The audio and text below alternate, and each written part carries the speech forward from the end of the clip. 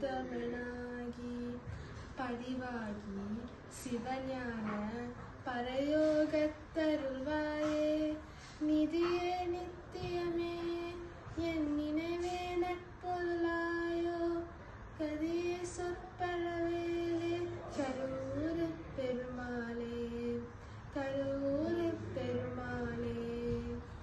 மதியால் வித்தகனாகி மனதால் உத்தமனாகி பதிவாகி சிவஞான பரயோகத்தருள்வாயே நிதியே நித்தியமே என் நினைவே நற்பொருளாயோ